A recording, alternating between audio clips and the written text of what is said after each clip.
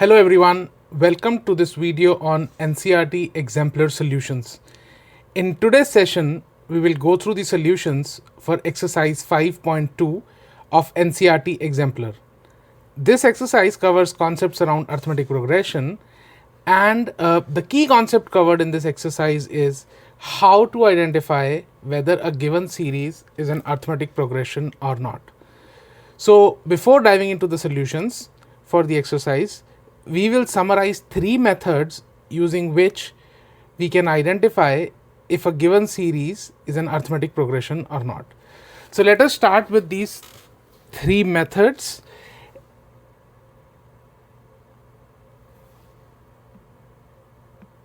So I will start with probably the easier of the three methods, method 1, and I will go through these using various examples.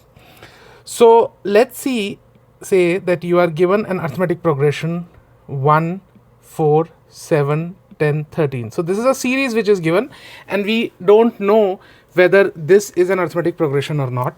So what we typically do is we will say the first term is A1, the second is A2, A3, A4 and A5.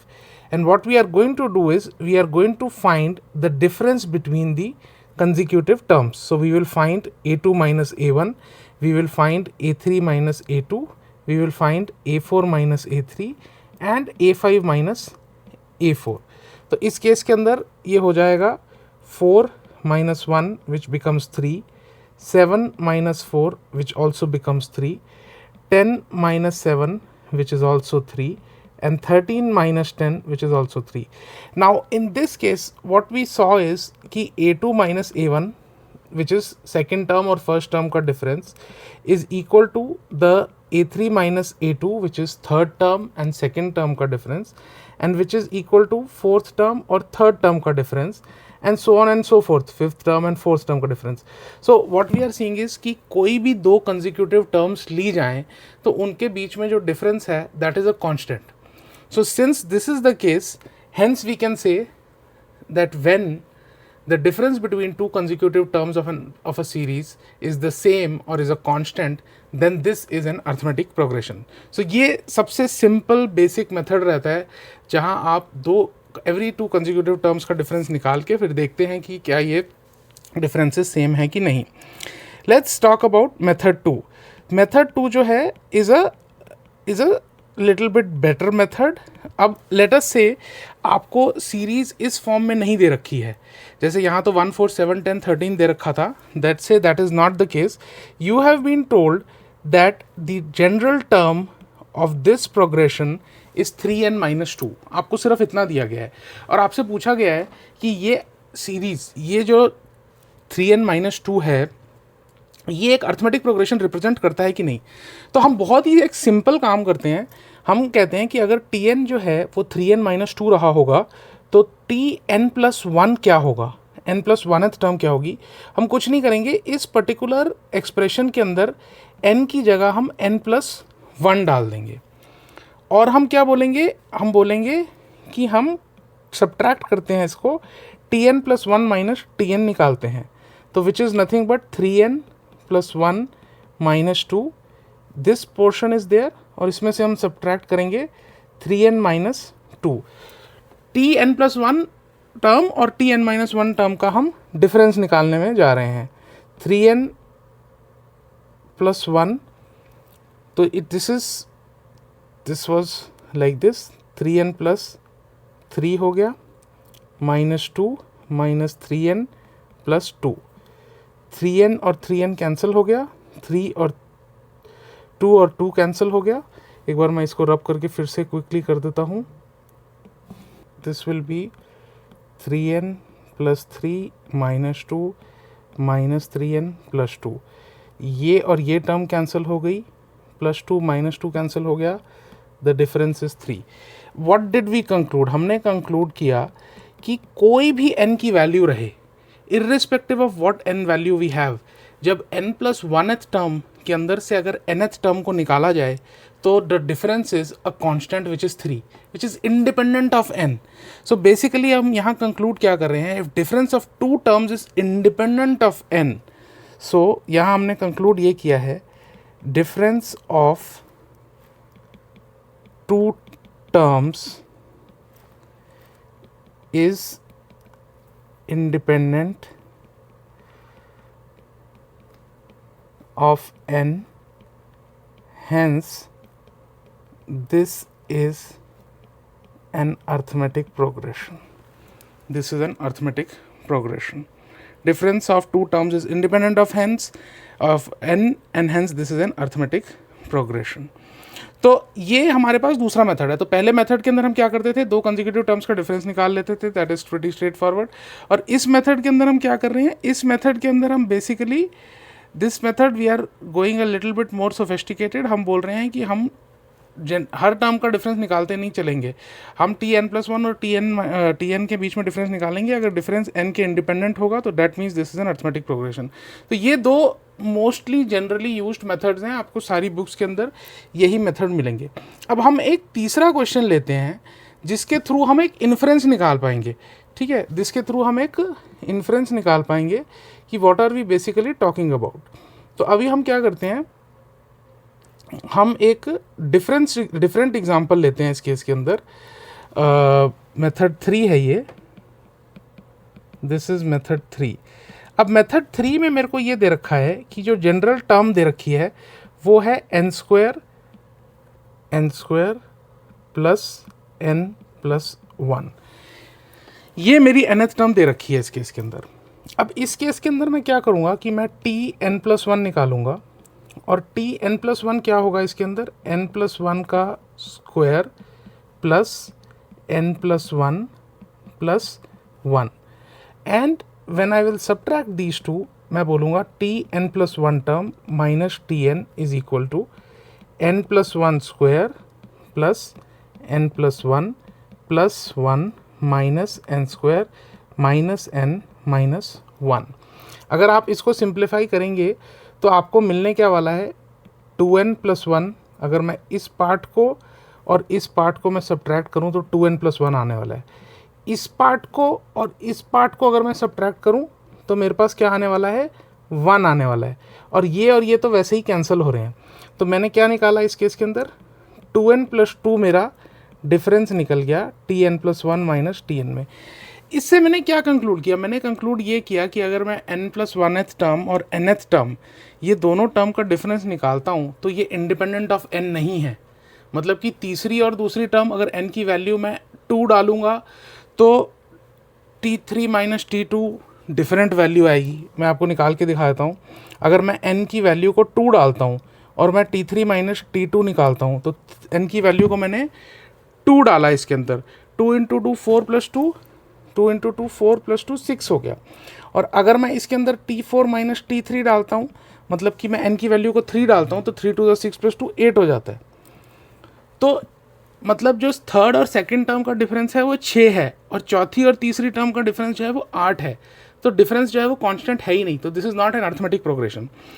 तो इससे आपने अगर पिछले question के अंदर देखा है, पिछले क्वेश्चन में मैंने आपको जनरल टर्म दी थी 3n-2 और इस वाले क्वेश्चन के अंदर हमने जनरल टर्म ली है n² प्लस n+1. तो इस केस के अंदर अब हम क्या कंक्लूड कर रहे हैं, अब हम कंक्लूड कर रहे हैं बेसिकली जो डिफरेंस है, जो बेसिकली डिफरेंस था is not independent of n, is not independent of n, hence this is not an AP, this is not an arithmetic progression. तो इससे क्या मैं कुछ इन्फ्रेंसेस निकाल सकता हूँ? तो मैं इससे 2 इन्फ्रेंसेस एक्चुअली निकाल सकता हूँ. पहली इन्फ्रेंसेस मैं जो एक इन्फ्रेंस निकाल ही सकता हूँ कि जो लीनियर पॉलिनोमियल्स होते हैं, लीनियर पॉलिनोमियल्स, जो लीनियर पॉलिनोमियल्स हैं, linear polynomials represent arithmetic progression.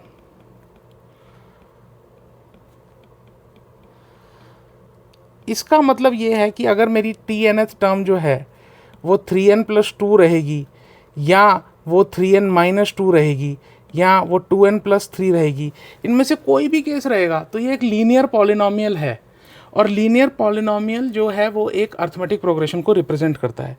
और मेरे को अगर कोई भी n से बड़ी पावर रहेगी, जैसे कि अगर n² + n+1 रहेगा जो कि इस एग्जांपल के अंदर था, या for that matter n³ + n² रहेगा, या for that matter n4 + n² रहेगा, ये जो हैं ये लीनियर पॉलिनोमियल नहीं है, ये नॉन लीनियर पॉलिनोमियल है, ये नॉन लीनियर है, ये नॉन लीनियर है। तो these are not arithmetic progression, ये AP नहीं है। तो हम इन्फ्रेंस क्या निकाल रहे हैं? हम इन्फ्रेंस इस केस के अंदर ये निकाल रहे हैं कि अगर हमारी अर्थमेटिक प्रोग्रेशन, इस केस के अंदर जो पहला मेथड था उसमें हमने ये निकाला कि अगर हमारी जो अर्थमेटिक प्रोग्रेशन है, एनी दो टर्म्स के बीच में डिफरेंस अगर कांस्टेंट है तो वो एक अर्थमेटिक प्रोग्रेशन है। सेकंड के अंदर हमने कहा कि अगर बेसिकली हमने n और n+1 वैल्यू डाली Tn के अंदर और हमने डिफरेंस जो था उसका निकाला विच इज़ इंडिपेंडेंट ऑफ n, अगर वो इंडिपेंडेंट ऑफ n है तो it is N arithmetic progression.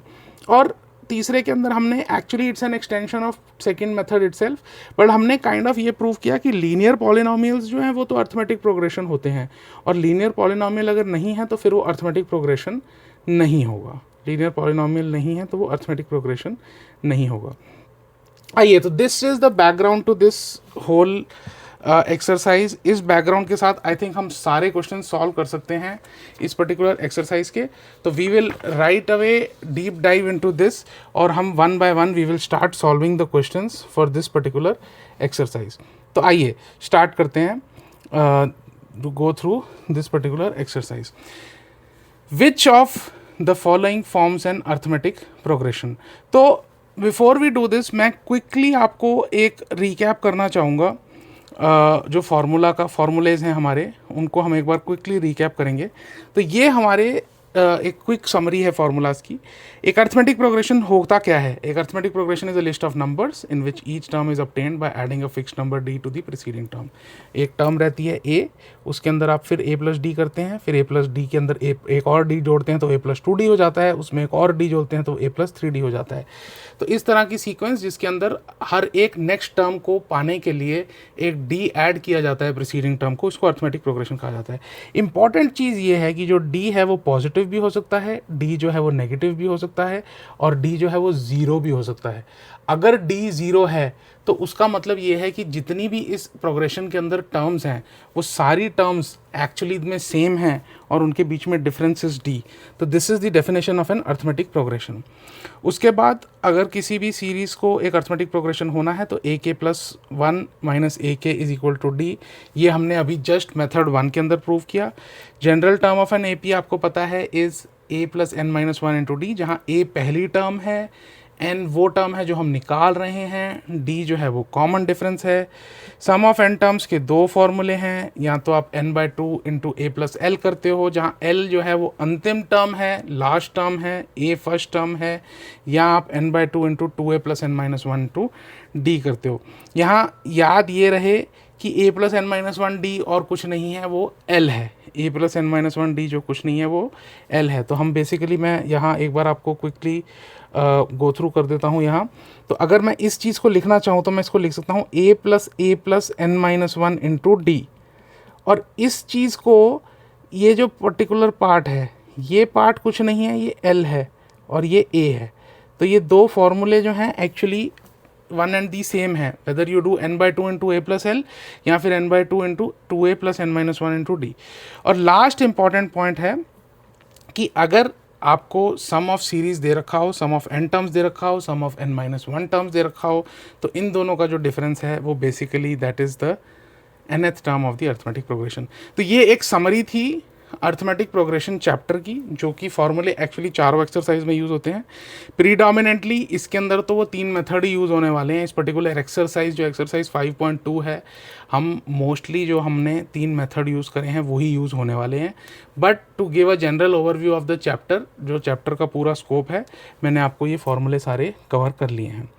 चलिए, तो अब हम स्टार्ट करते हैं पहला क्वेश्चन एक्सरसाइज 5.2 का, जिसके अंदर बेसिकली हमसे पूछा गया है कि इनमें से कौन कौन सी टर्म जो है वो अर्थमेटिक प्रोग्रेशन है। तो पहला जो इसका क्वेश्चन है वो है -1 - 1 -1 -1। तो अभी जस्ट पिछली स्लाइड के अंदर हमने डेफिनेशन देखी थी कि अगर कॉमन डिफरेंस देखा जाए इसके अंदर, तो इसमें तो कॉमन डिफरेंस 0 है, तो सारी टर्म्स जो हैं वो सेम ही हैं इस पर्टिकुलर प्रोग्रेशन की। बट हमने ये देखा था कि डी जो है वो पॉजिटिव भी हो सकता है, नेगेटिव भी हो सकता है, ज़ीरो भी हो सकता है। तो व्हाट इज़ इम्पॉर्टेंट इज़ कि A2 माइनस A1 और A3 माइनस A2 और A4 माइनस A3 बराबर हों। वो तो इस केस में भी हो रहा है। तो that means this is an arithmetic progression, but एक ये स्पेशल प्रोग्रेशन है कि इसके अंदर जो डी और कॉमन डिफरेंस है, डी और the common difference that is 0 in this case. उसके बाद हम सेकंड वाले पे आ जाते हैं। तो सेकंड वाले के अंदर है 0 2 0 2। तो अगर मैं पहली दो टर्म्स के बीच में डिफरेंस निकालूं तो वो आता है 2 माइनस 0 इज 2, और 0 माइनस 2 निकालूं तो ये -2 है, और 2 माइनस 0 जो है वो 2 है। अब इस केस के अंदर जो A2 माइनस A1 है वो बराबर नहीं है A3 माइनस A2 के, तो ये AP नहीं है, तो ये AP नहीं है। इस कारण से आप you can just conclude that since A2 minus A1 is not equal to A3 minus A2, hence this is not an arithmetic progression. उसके बाद 1 1 2 2 3 3। तो ये तो बहुत ही सिंपल है। पहली दो टर्म्स का डिफरेंस 0 है, फिर इनका डिफरेंस क्या है 1 है, फिर इनका डिफरेंस 0 हो जाए है, फिर ये 1 होता है, फिर ये 0 होता है। सेम चीज़ इसके अंदर भी लागू होती है कि A2 minus A1 is not equal to A3 minus A2। तो ये भी एक अर्थमेटिक प्रोग्रेशन नहीं है। अभी तक 1 2 3 हमने कवर करे हैं, उसके अंदर सिर्फ और सिर्फ पहला जो था that was an arithmetic progression. उसके बाद 11 और 22 के बीच में डिफरेंस है 11, और इन दोनों के बीच में 11 है। इस केस में A2 minus A1 is equal to A3 minus A2, hence it is an AP। ये एक AP है। यस, तो फर्स्ट ऑप्शन तो था वो भी AP था, फोर्थ ऑप्शन जो था वो भी AP है। आइए अब हम करते हैं फिफ्थ वाला। ये है 1/2, 1/3 और 1/4। इन दोनों को सब्ट्रैक्ट करके देखते हैं। 1/3 माइनस 1/2, डिनोमिनेटर 6 आएगा, तो ये हो जाएगा 2 माइनस 3 इज इक्वल टू -1/6। ये डिफरेंस निकाल लिया। अब दूसरा डिफरेंस भी निकालने की कोशिश करते हैं। ये जो डिफरेंस है that is basically 1/4 minus 1/3 is equal to, नीचे 12 डाला, 12 के अंदर 3 माइनस 4 इज इक्वल टू -1/12। तो इस केस के अंदर मेरा A2 minus A1 is not equal to A3 minus A2, hence ये तो अर्थमेटिक प्रोग्रेशन नहीं है। तो अभी तक हमने पहली 5 गो थ्रू करी, और उसके अंदर से पहली 5 सीरीज़ गो थ्रू करी, उसके अंदर 4 हमें 1 and 4 जो है वो अभी तक मिल गए हैं, विच आर अर्थमेटिक प्रोग्रेशन। आइए सिक्स्थ वाला करते हैं। 2 2 square 2 cube 2 raise to the power 4। इनको ओपन करके लिख देते हैं। 2 2 स्क्वायर इज़ 4, 2 क्यूब इज़ 8, ये है 16। पहली दो टर्म्स का डिफरेंस 2, दूसरी दो टर्म्स का डिफरेंस 4, तीसरी और चौथी टर्म का डिफरेंस 8। तो A2 minus A1 is not equal to A3 minus A2। ठीक है, और फिर लास्ट में let us do the seventh one.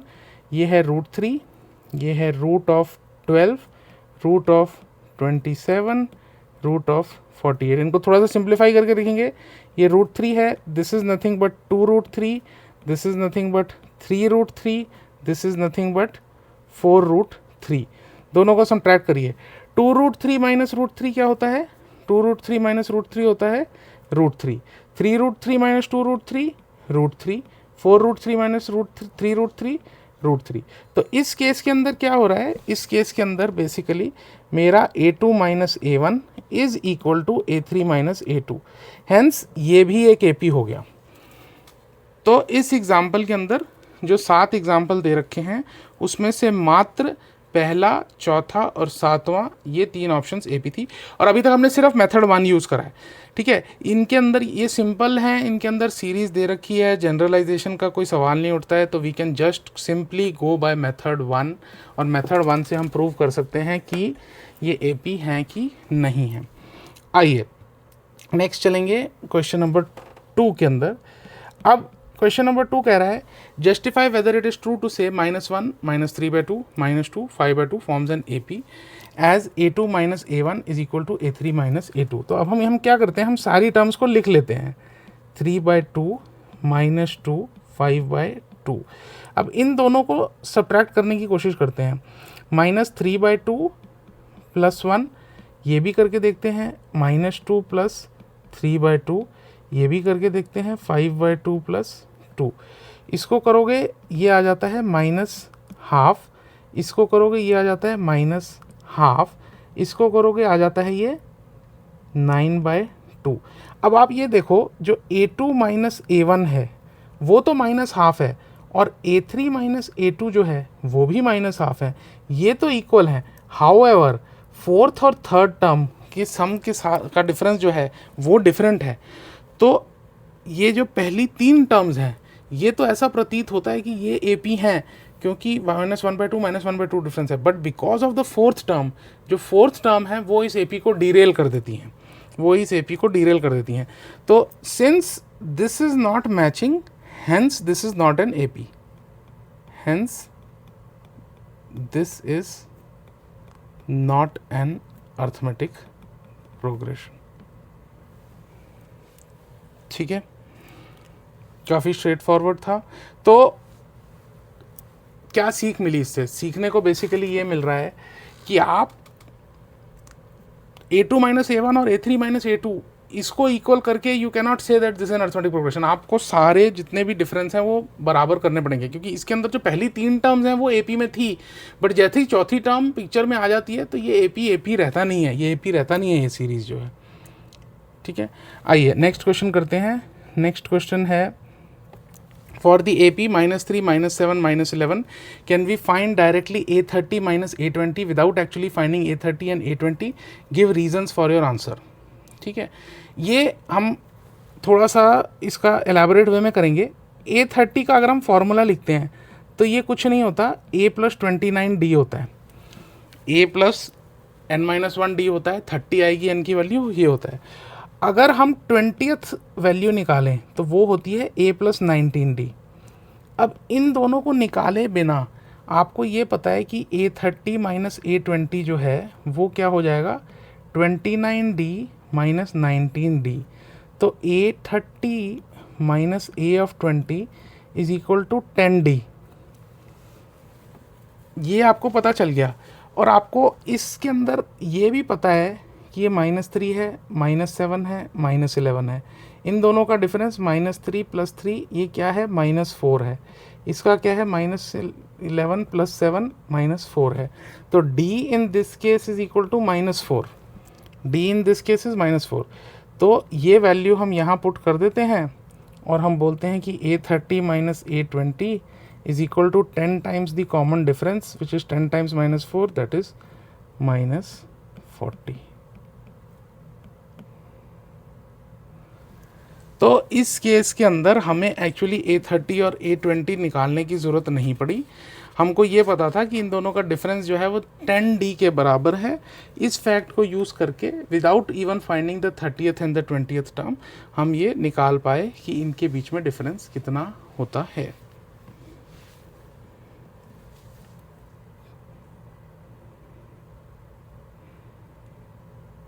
चलिए next question, fourth question, 2 APs have the same common difference. तो हम 2 APs लेते हैं, लेटस से एक AP1 लेते हैं, एक AP2 लेते हैं। दोनों का डिफरेंस जो है वो D है।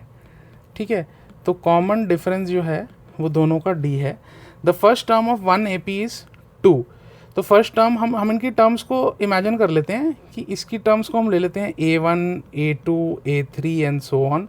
इसकी टर्म्स को ले लेते हैं B1 B2 B3 and so on. ठीक है, और इसकी जो पहली टर्म है, जो A1 की वैल्यू जो है वो 2 है, और दैट ऑफ द अदर जो इसकी B1 है वो 7 है। The difference between the 10th terms, तो इनकी 10th टर्म्स के बीच में डिफरेंस अगर निकाला जाए तो इसकी जो 10th टर्म होती है A1 प्लस जो है n-1 इंटू D, और ये क्या होगी B1 प्लस n तो -1 इंटू D है, तो ये हो जाता है सर A + 1। अब 10th टर्म निकालनी है, 10th term 10 is equal to 9d, term 10 is equal to b1 plus 9d। ठीक है, ये the difference between the 10th terms, difference अगर निकाला जाए, इनकी T10 दोनों का डिफरेंस निकाला जाए तो T10 जो AP1 है, AP1 का T10 है, और उसके अंदर से अगर मैं डिफरेंस निकालता हूँ AP2 का जो T10 है, तो बेसिकली क्या है, A1 plus 9d minus B1 minus 9d which can be written as A1 minus B1। उसी तरह से मैं AP1 की अगर 21st टर्म और AP2 की 21st टर्म के बीच में डिफरेंस निकालता हूँ तो A1 plus 20d minus B1 minus 20d is equal to A of 1 minus B of 1। अब सिंस इन दोनों, ये बताने की कोशिश ये कर रहा है कि आपने ये जो दोनों चीज़ें आपने फाइंड करी हैं, what it is trying to say is the difference between their 10th term is the same as the difference between their 21st terms। तो 10th टर्म के बीच में जो डिफरेंस था वो A1 माइनस B1 था, और 21st टर्म्स के डिफरेंस बीच में भी डिफरेंस जो था वो A1 माइनस B1 था। ठीक है, दोनों था। अब इन दोनों का difference between any consecutive terms, आप 10th टर्म के बीच में डिफरेंस निकाल लीजिए, 21st के निकाल लीजिए, आप 16th में निकाल लीजिए, आप 22nd में निकाल लीजिए, आप 35th में निकाल लीजिए, always the difference is going to be the difference between their first terms. क्यों, ऐसा क्यों है? क्योंकि कॉमन डिफरेंस सेम है, कॉमन डिफरेंस सेम है। तो आप चाहे आप इस AP की, द कंक्लूजन इज कि आप AP1 पकड़िए और इस AP1 की आप कोई भी nth टर्म ले लीजिए, और AP2 की आप nth टर्म लीजिए, हमेशा डिफरेंस जो है A1 माइनस B1 ही आने वाला है। That is the conclusion. AP1 की कोई भी टर्म माइनस AP2 की कॉरेस्पॉन्डिंग टर्म का डिफरेंस हमेशा जो है वो difference of the first terms के बराबर रहने वाला है।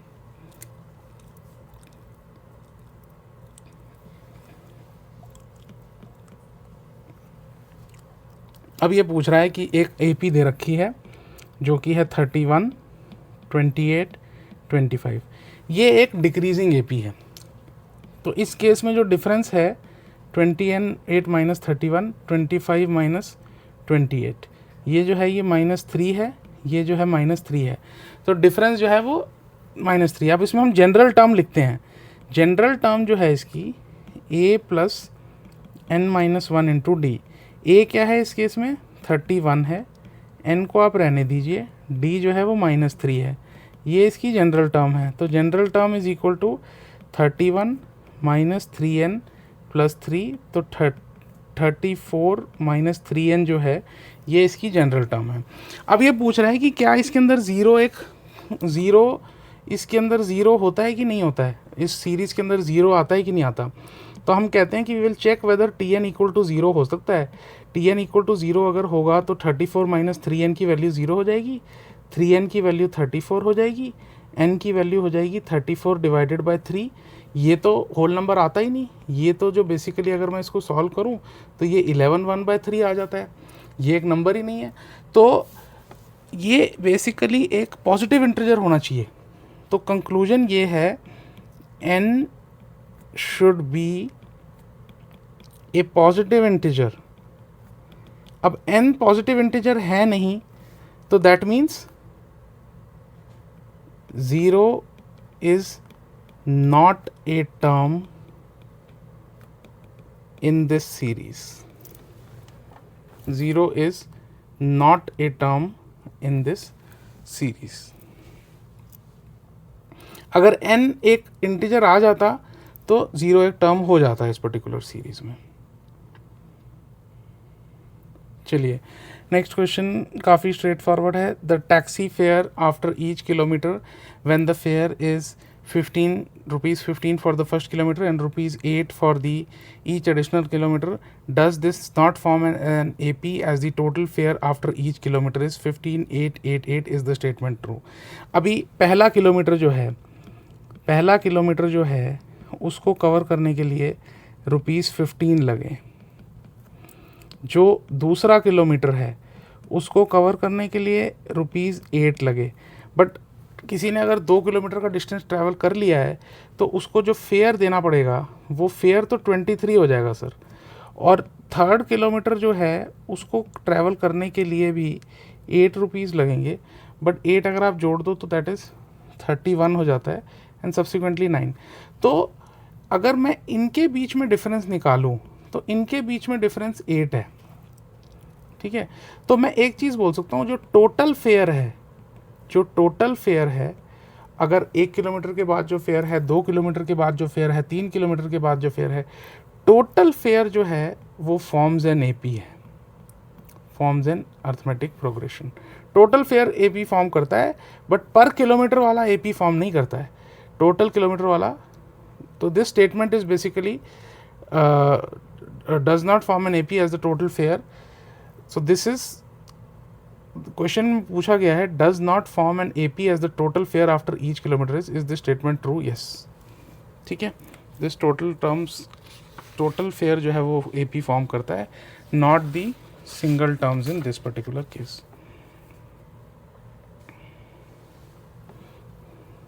चलिए, 7th क्वेश्चन के अंदर क्या है, बेसिकली कुछ सिचुएशंस दे रखी हैं, आई थिंक 3-4 सिचुएशंस दे रखी हैं। हर सिचुएशन के अंदर हमें पता लगाना है एपी फॉर्म होता है कि नहीं होता है। The fee charge for a student every month by a school for the whole session when the monthly fees is 400, when the monthly fees is 400 in this case.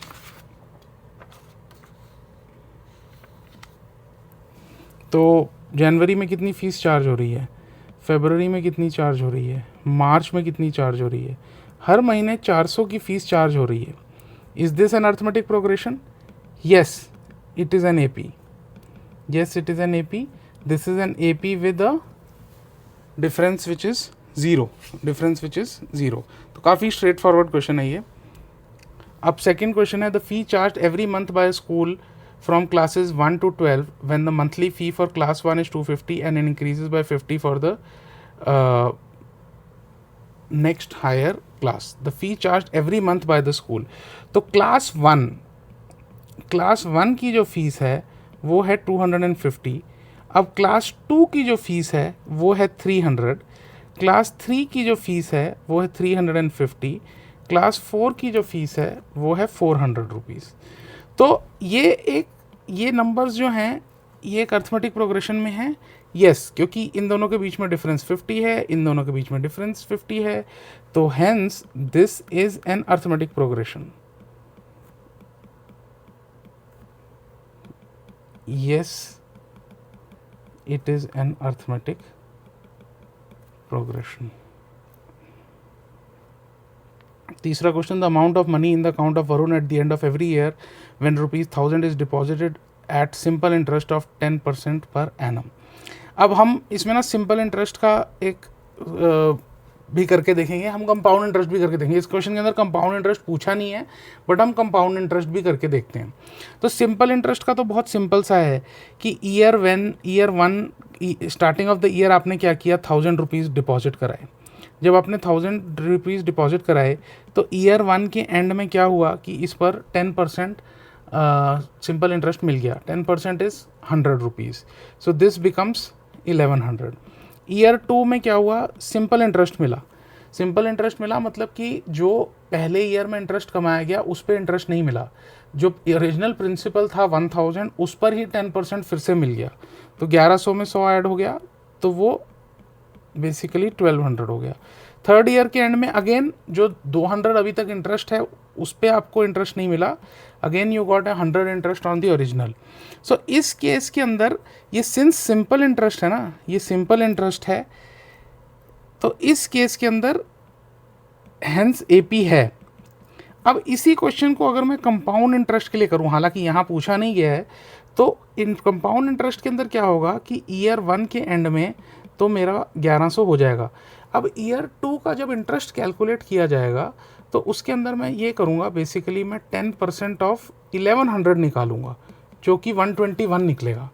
और फिर उस केस में क्या होगा कि जो ईयर 2 के एंड में मनी हो जाता है मेरा, वो हो जाता है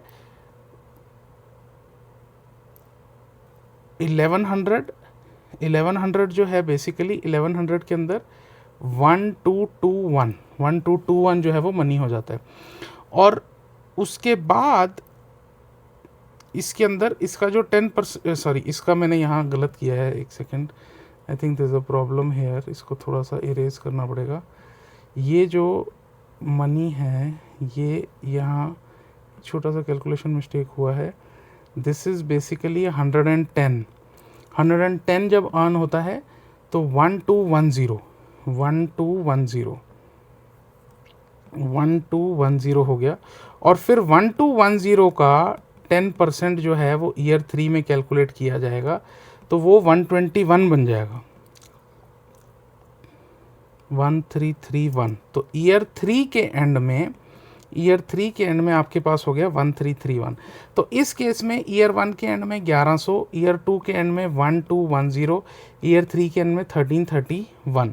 अब आप इनके डिफरेंस निकालिए, तो सेकेंड और फर्स्ट टर्म का डिफरेंस जो है वो 110 है, और थर्ड और सेकेंड टर्म का जो डिफरेंस है वो 121 है।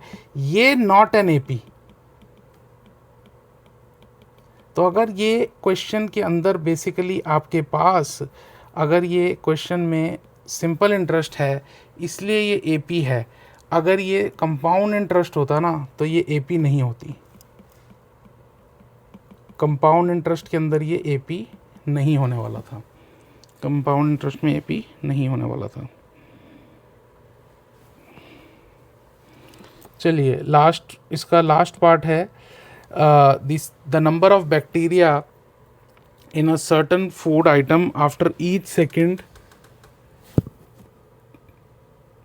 when they double in every second। तो let us say स्टार्टिंग के अंदर 1 था, ठीक है, स्टार्टिंग के अंदर एक बैक्टीरिया था, आफ्टर 1 सेकेंड ये 2 हो गया, ठीक है, आफ्टर 2 सेकेंड में ये डबल हो जाएगा और 4 हो जाएगा, फिर आफ्टर 3 सेकेंड क्या हो जाएगा, ये 4 का डबल हो जाएगा 8।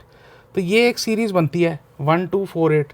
इनका डिफरेंस निकालिए, ये डिफरेंस तो 1 है, ये डिफरेंस 2 है, ये डिफरेंस 2 है, तो this is not an arithmetic progression. आगे जाके हम देखेंगे ये डिफरेंट टाइप का प्रोग्रेशन होगा, डबल होता जा रहा है, ये रेशो सेम होगी।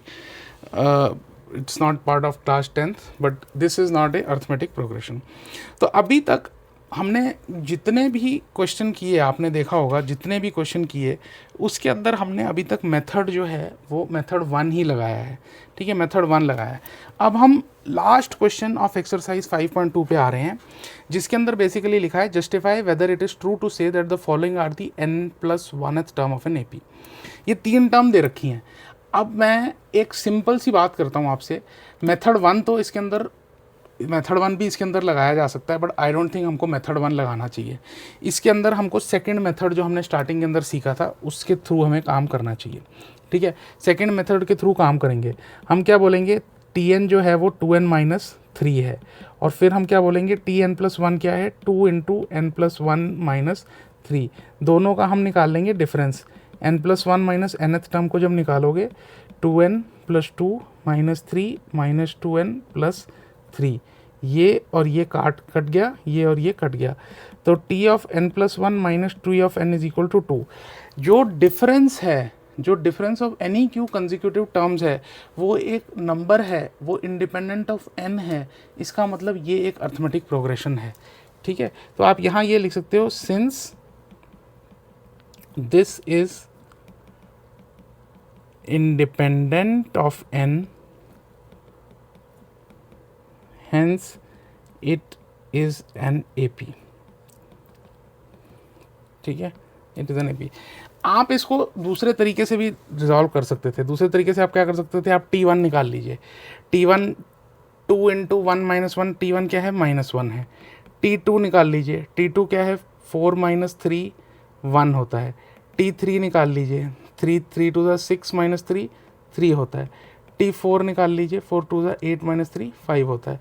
तो -1 1 3 और 5, ये दोनों के बीच में डिफरेंस 2 डिफरेंस 2 डिफरेंस 2।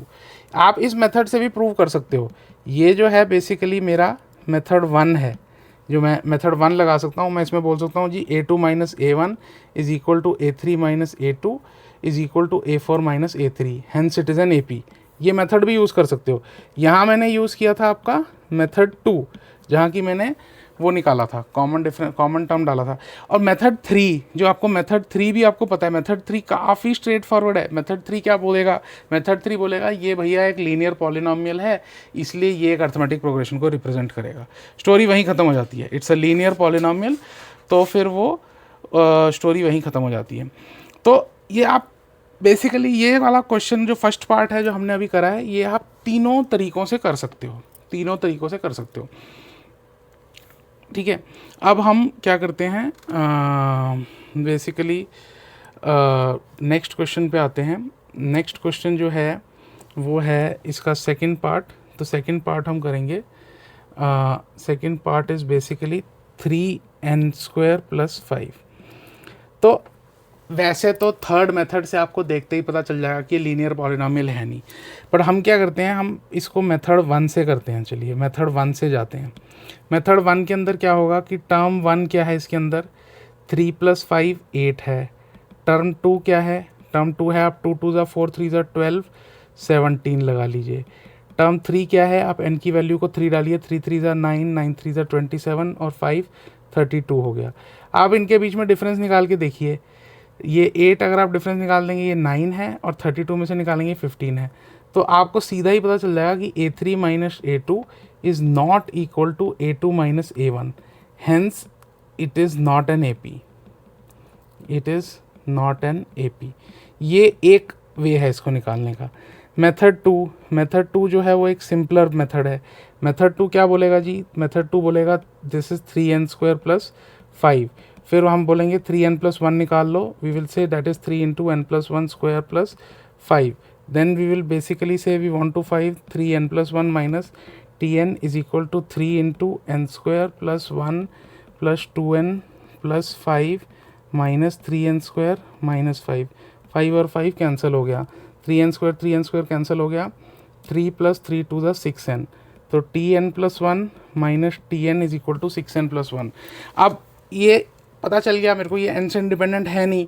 अगर मैं n की वैल्यू को 1 डालूँ, अगर मैं n की वैल्यू को 1 डालूँ, तो मेरे को ये पता चलेगा कि t2 - t1 is equal to 9 हो जाएगा, और 3 - 2 मैं n की वैल्यू को 2 डालूँ तो ये 15 हो जाएगा। तो ये डिफरेंस जो है वो कॉमन है नहीं, तो डिफरेंस कॉमन है नहीं। So since this is not independent of n, hence it is not an AP। तो दोनों मेथड से सेम इन्फ्रेंस निकलता है इस केस के अंदर। और तीसरे मेथड से आपको पता ही है कि ये लीनियर पॉलिनोमियल नहीं है, तो you can conclude the same thing there also. चलिए अब तीसरा पार्ट करते हैं। तीसरा पार्ट काफ़ी सिंपल है, इसको हम मेथड, इसको भी हम बेसिकली दोनों मेथड से करते हैं फटाफट। मेथड 1 में हम बोलेंगे t(1) इज इक्वल टू 3 हो जाएगा। t(2) कैसे आएगा, 1 + 2 + 4 इज इक्वल टू 7। t(3) आ जाएगा 1 + 3 + 9 इज इक्वल टू 13। पहले दो के बीच में डिफरेंस निकालेंगे, 4 आएगा, इन दोनों के डिफरेंस निकालेंगे, 6 आएगा। हम क्या बोलेंगे, a3 - a2 is not equal to a2 - a1, hence this is not an arithmetic progression. फिर हम इसके अंदर एक मेथड 2 भी कर लेते हैं। मेथड 2 में हम बोल रहे हैं कि tn is equal to 1 + n + n²। t(n + 1) is equal to 1 + n + 1 into n + 1²। दोनों का डिफरेंस निकालिए, n + 1 - t(1) is equal to क्या होगा, n + 1² - n² plus n + 1 - n। 1 1 तो वैसे ही कट गया, ठीक है, 1 1 वैसे ही कट गया, is equal to 2n + 1 + 1 is equal to 2n + 2। t(n + 1 - t(n) is equal to 2n + 2। अब आप क्या करिए, निकालिए, 2n - t1 is equal to 4, t3 - t2 is equal to 2 to the 4 + 2 6।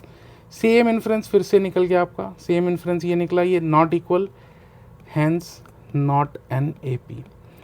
और ये क्वेश्चन तीसरी मेथड से भी निकल सकता है कि ये एक पॉलिनोमियल नहीं है, लीनियर पॉलिनोमियल नहीं है, ये इसमें एक क्वाड्रेटिक टर्म है, 2 की पावर है, तो इसलिए भी ये नहीं है. तो this is basically the exercise 5.2. all the questions are around finding whether it is an arithmetic progression or not. So अगर आपको वो 3 मेथड आते हैं और प्राइमरली आपको 1 और 2 मेथड आते हैं, तो हर क्वेश्चन आप 1 और 2 मेथड 1 और फर्स्ट और सेकंड मेथड के बीच में by applying one of the methods you should be able to complete. So with this we will wrap up this particular session, and we will meet in the next session and continue with the next exercise on arithmetic progression. Thank you everyone.